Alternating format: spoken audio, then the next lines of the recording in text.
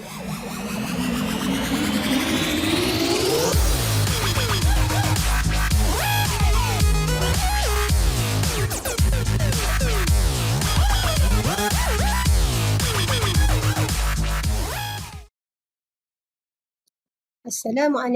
warahmatullahi wabarakatuh dan salam sejahtera. Bersama saya Cikgu Muhidah dari SMK Datuk Bendahara CM Yusof, Tanjung Tualang. Baik, video ini dibina untuk pengukuhan bagi tajuk sistem persamaan. Sistem persamaan ialah salah satu tajuk matematik tambahan tingkatan 4 iaitu bab 3.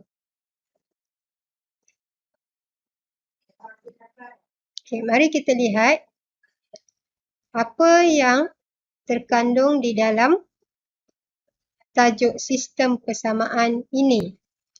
Okay, sistem persamaan adalah salah satu daripada bidang pembelajaran algebra dan mengandungi standard kandungan sebanyak 2, iaitu 3.1 sistem persamaan linear dalam 3 pemboleh ubah dan 3.2 persamaan serentak yang melibatkan satu persamaan linear dan satu persamaan tak linear. Bagi standard kandungan 3.1 terdapat 3 standard pembelajaran iaitu 3.11 memerihalkan sistem persamaan linear dalam 3 pemboleh ubah, 3.12 menyelesaikan sistem persamaan linear dalam 3 pemboleh ubah dan 3.13 menyelesaikan masalah yang melibatkan sistem persamaan linear dalam 3 pemboleh ubah. Manakala bagi standard kandungan 3.2 terdapat 2 standard pembelajaran iaitu 3.21 menyelesaikan persamaan serentak yang melibatkan satu persamaan linear dan satu persamaan tak linear dan 3.2.2 menyelesaikan masalah yang melibatkan persamaan serentak, satu persamaan linear dan satu persamaan tidak linear. Okey, jom kita ulang kaji sama-sama. Okey, baik. Dalam standard kandungan standard pembelajaran 3.1.1 iaitu untuk memerihalkan sistem persamaan linear dalam 3 pemboleh ubah. Okey, di sini terdapat 3 gambar rajah yang menunjukkan hadiah bagi pertandingan kuis Hari Kebangsaan. Dan setiap kategori hadiah tersebut telah ditetapkan harga hamper tersebut iaitu bagi hadiah tempat pertama sebanyak RM27, hadiah tempat kedua berharga RM17 dan hamper hadiah tempat ketiga sebanyak RM13. Okey, apakah persoalan yang boleh ditimbulkan daripada gambar rajah ini? Okey, kita boleh tanya berapakah harga bagi satu botol air mineral? Satu kotak air oren, berapa harganya? Dan satu paket makanan ringan, berapa harganya? Jadi, untuk menyelesaikan soalan ini, anda perlu bijak untuk memerihalkan gambar rajah kepada bentuk persamaan matematik, iaitu persamaan linear dalam bentuk 3 pemboleh ubah. Okay, mari kita lihat dan imbas kembali macam mana kita nak bentukkan persamaan linear tersebut. Baik, step yang pertama anda perlu mewakilkan setiap objek tersebut dengan pemboleh ubah. Katakanlah air mineral ini kita wakilkan sebagai RMX ringgit. Harga bagi air mineral ialah RMX ringgit. Dan harga bagi air kotak ialah RMY ringgit. Manakala harga bagi sepaket makanan ringan pula ialah RMZ ringgit. Okey, daripada sini kita telah membentuk 3 pemboleh ubah iaitu X, Y dan Z.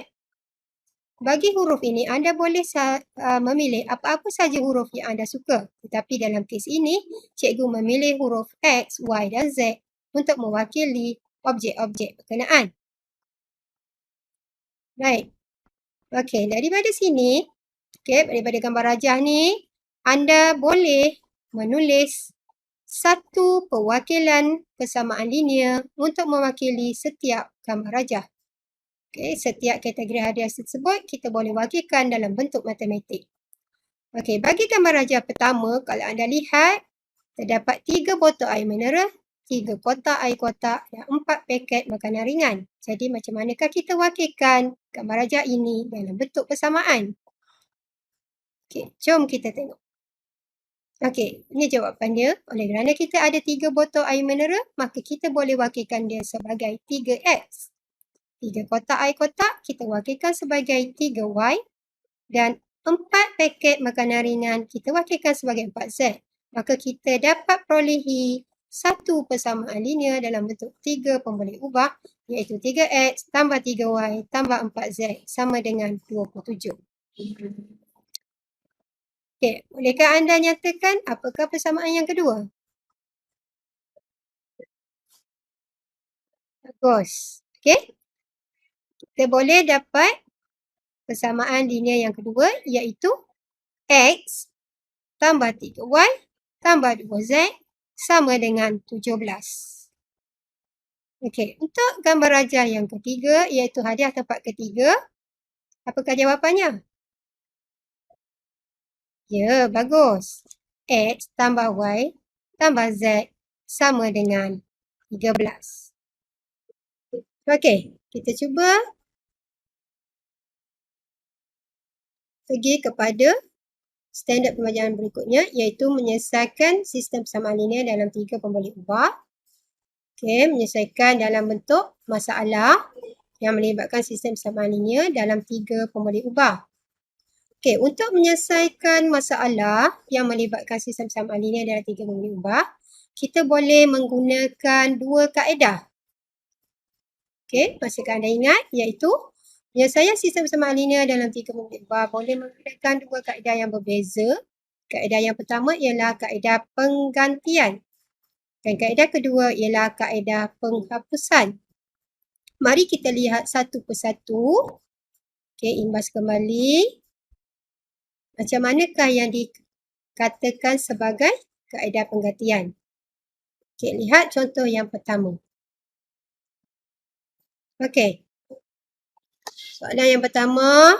Selesaikan persamaan linear serentak berikut dengan menggunakan kaedah penggantian. Kita lihat soalannya. Okey, soalan yang pertama.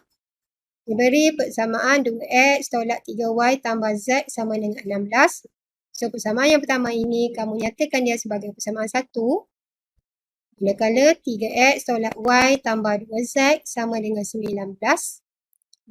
Merupakan persamaan yang kedua. Okey, persamaan yang ketiga pula ialah 4X tambah 3Y tambah 3Z sama dengan 18. Jadi, kamu letak di situ sebagai persamaan yang ketiga. Okey, apa yang perlu kamu buat? Daripada persamaan yang pertama, kamu perlu pilih salah satu pemboleh ubah sebagai perkara rumus. Dan dalam kes ini, Z dipilih kerana perkali bagi Z ialah 1. Sebaiknya kita perlu memilih yang dijadikan sebagai perkara rumus ialah yang mempunyai perkali yang teringkas. Baik-baiknya perkalinya ialah 1. So, kita pilih Z sama dengan 16 tolak 2X tambah 3Y. Dan persamaan ini dinyatakan sebagai persamaan yang keempat. Berikutnya, kamu perlu gantikan persamaan yang keempat ke dalam persamaan yang kedua. Okey, gantikan di mana? Di tempat Z. Okey, Z tersebut kamu perlu gantikan dengan nilai 16 tolak 2X tambah 3Y. Maka, kamu akan tuliskan sebagai 3X tolak Y tambah 2. Okey, daripada persamaan 2 ya. Okey, tambah 2 dan Z. Z itu perlu diganti sebagai 16 tolak 2X tambah 3Y sama dengan 19. Hasil daripada gantian tersebut, okey, maka kamu akan dapat satu persamaan linear dalam bentuk 2 pemboleh ubah, iaitu pemboleh ubah X dan Y. Maka persamaan ini perlu dinyatakan sebagai persamaan yang kelima. Okey. Okey, apa step yang berikutnya? Anda perlu gantikan persamaan yang keempat tadi ke dalam persamaan 3 pula. Dan gantikan 4X tambah 3Y tambah 3Z. Z tersebut perlu diganti sebagai 16 tolak 2X tambah 3Y dan sama dengan 18. Setelah diselesaikan, maka kamu akan dapat persamaan terakhir iaitu X tolak 6Y sama dengan 15. Dan di sini anda mendapat satu lagi persamaan baru dalam bentuk dua, persamaannya dalam bentuk dua pemboleh ubah. Dan tuliskan dia sebagai persamaan yang ke-6. Okay, step berikutnya. Jom kita lihat. Okey, dari sini kamu perlu melakukan operasi tolak di mana persamaan 5 perlu ditolakkan dengan persamaan ke-6. Okey, persamaan 5 tolak persamaan 6 dan kamu akan dapat hasil Y sama dengan negatif 2. Setelah itu, kamu perlu gantikan nilai Y sama dengan negatif 2 ke dalam persamaan 6 untuk mendapatkan nilai X.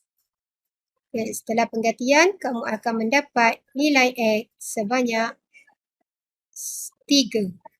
Okay. Okey, sekarang kamu sudah mendapat nilai bagi pemboleh ubah X dan Y. Dan ada satu lagi pemboleh ubah yang perlu kamu cari nilainya iaitu Z. Okey.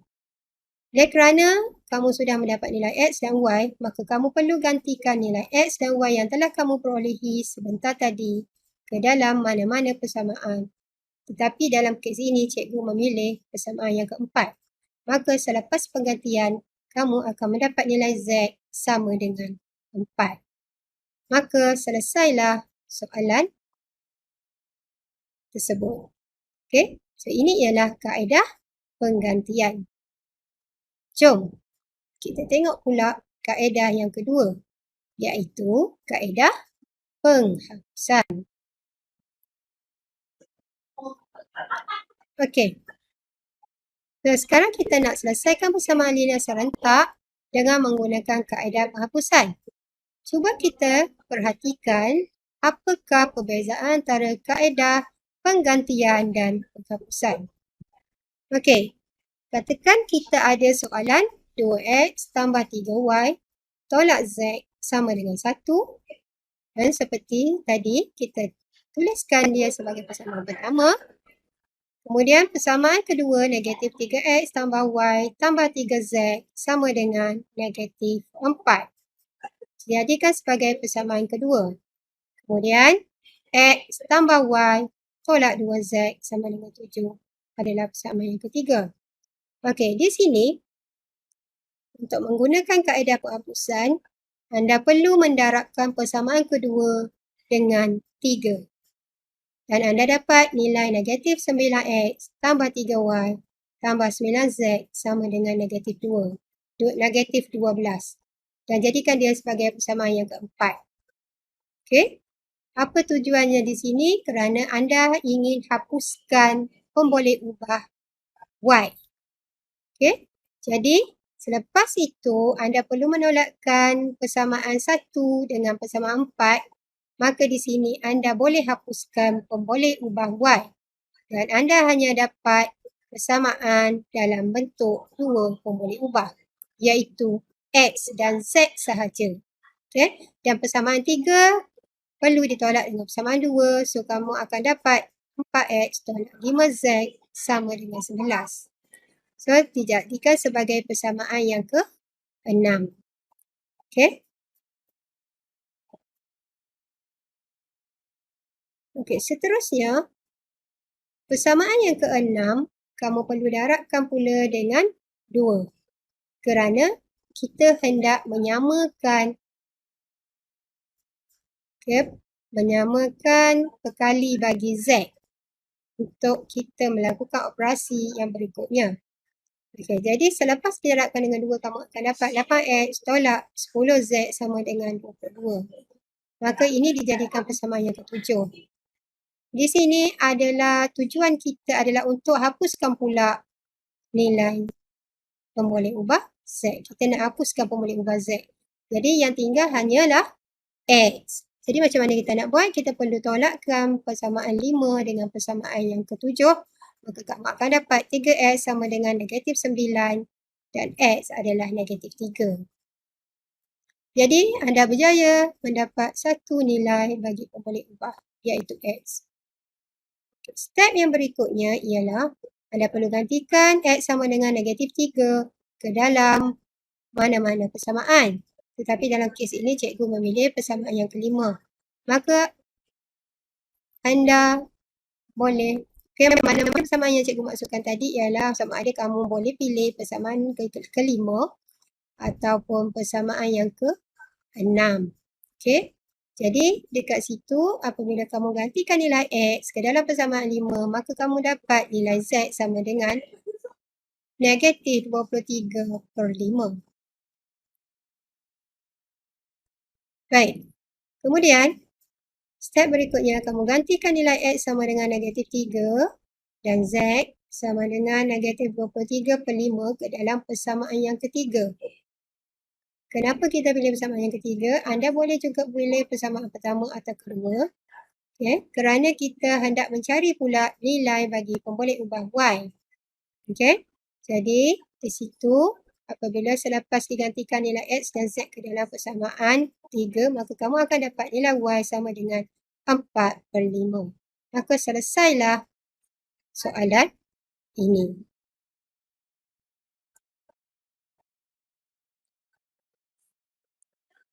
Okey. Untuk standard kandungan berikutnya ialah persamaan serentak yang melibatkan satu persamaan linear dan satu lagi persamaan tak linear. Mari kita lihat macam mana kita nak selesaikan soalan yang melibatkan satu persamaan linear dan satu persamaan tak linear. Okey, apakah beza antara persamaan linear dan persamaan tak linear? Okey, masihkah anda ingat? Okey, persamaan linear ialah persamaan dengan kuasa pemboleh ubahnya ialah 1. Okey? Seperti contoh tersebut, P kuasa 1, Q kuasa 1. Okey, so ini dinyatakan sebagai persamaan linear. Okay, apa lagi contoh berikutnya? X tolak 3 Y sama dengan 2. X per 2 tambah Y per 3 sama dengan 1 juga dikenali sebagai persamaan linear. Okey, persamaan tak linear ialah persamaan dengan kuasa pemboleh ubahnya selain daripada 1. Dan pemboleh ubah tunggal atau pemboleh ubah 2 atau lebih. Apa yang dimaksudkan dengan ni? Kamu boleh lihat contoh. Contoh yang pertama ialah 2XY sama dengan X tambah 2Y tambah 1. Okey, pemboleh ubah ini kuasanya 1. Tetapi di sini, bagi kes 2XY, dia termasuk dalam kategori pemboleh ubah 2. Okey, pemboleh ubah 2. XY tu berhampiran macam tu. So, ini adalah tak linear. Okey. Contoh kedua ialah X kuasa 2 tolak Y kuasa 2 sama dengan 12. Oleh kerana X kuasa 2, Y pun kuasa 2, iaitu lebih daripada 1, maka ini ialah persamaan tak linear. Okay. Contoh yang ketiga ialah X per Y tambah Y per X sama dengan 5. So, kita ada Y dalam bentuk kuasa negatif. Y dan X dalam bentuk kuasa negatif. Maka, dia bukanlah bentuk linear. Okay, so dia termasuk dalam bentuk kategori tak linear. Okay, lihat contoh soalan. Okay, contoh soalan. Persamaan, untuk menyelesaikan soalan ini, anda perlu bijak memilih dan mengenal pasti yang mana satukah persamaan linear dan mana satu persamaan tak linear. Seperti yang cikgu terangkan sebentar tadi. Okay, selepas itu, apa yang perlu anda buat? Okey, dari persamaan 1 tadi, kamu perlu ambil persamaan linear.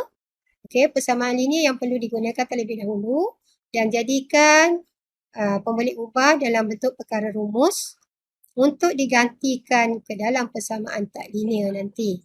Okey, seperti contoh ini. Okey, selepas itu anda perlu bijak melakukan proses pengembangan dan pemfaktoran.